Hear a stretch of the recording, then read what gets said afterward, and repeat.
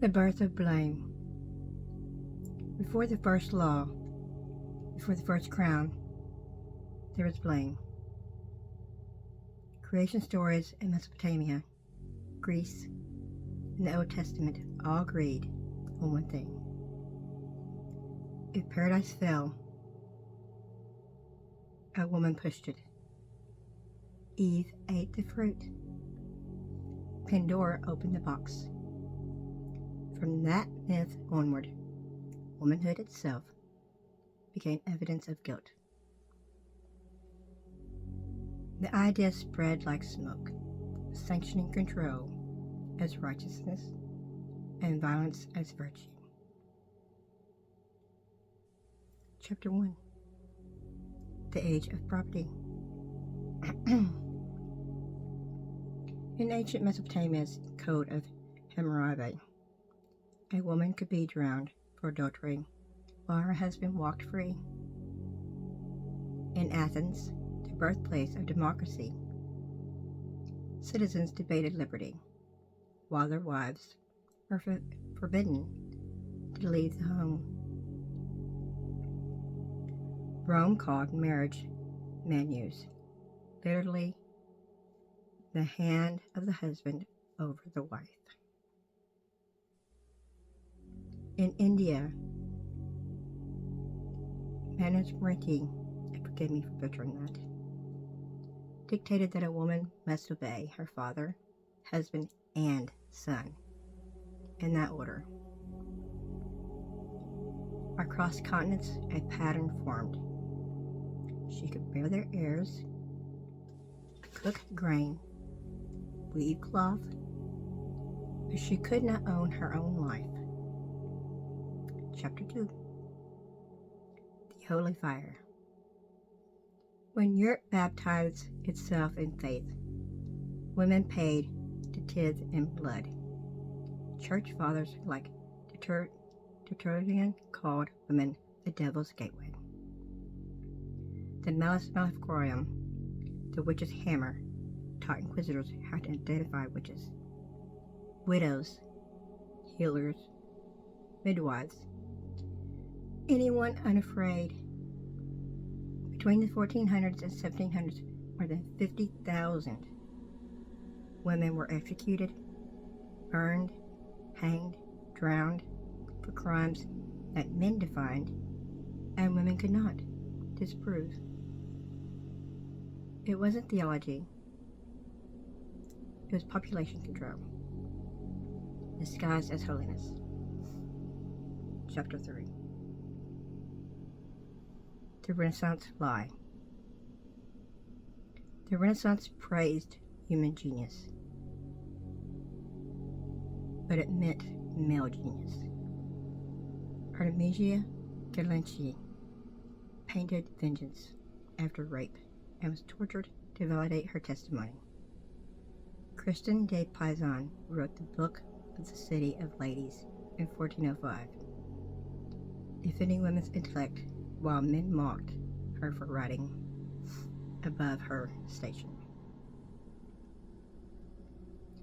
Art flourished, empathy starved. Chapter 4.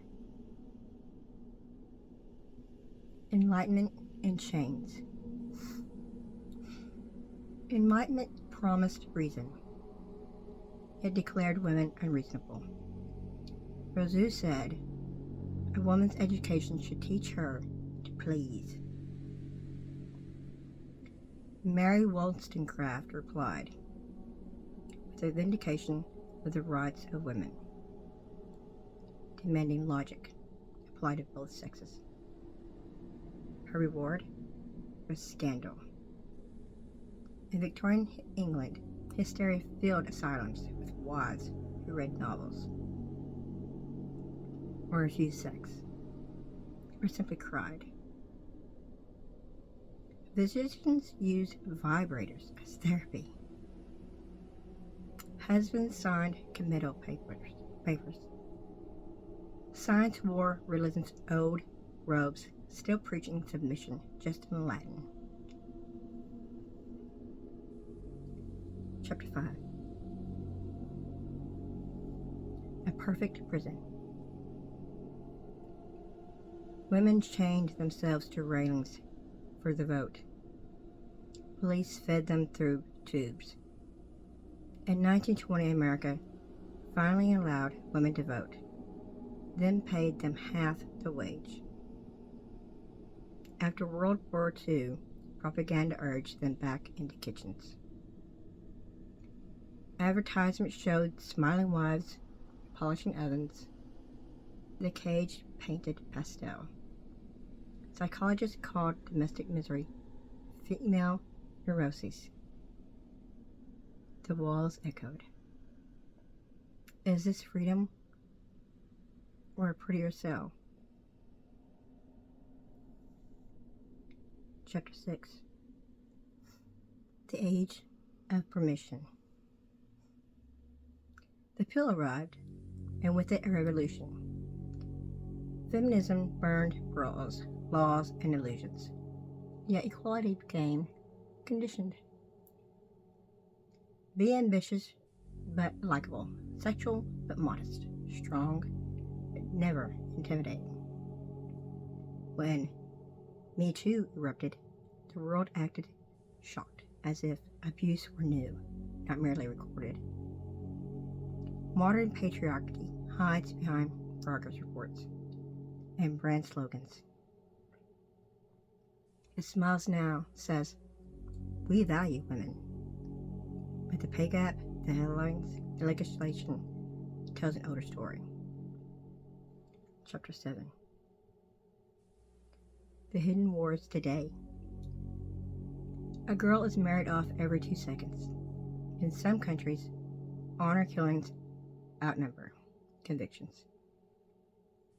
In others, women fight to attend school, drive cars, show their face.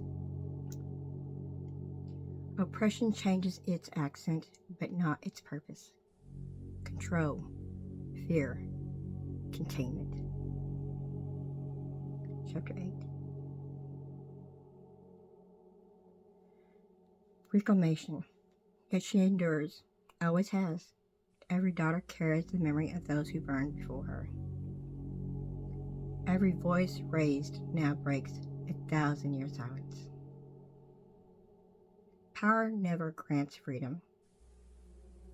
It is taken, spoken, written, filmed.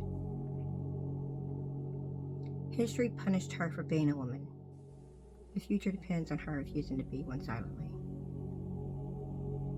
Civilization was never built by men, only narrated by them. I hope you have a wonderful day and think about all that was said. Good luck to you.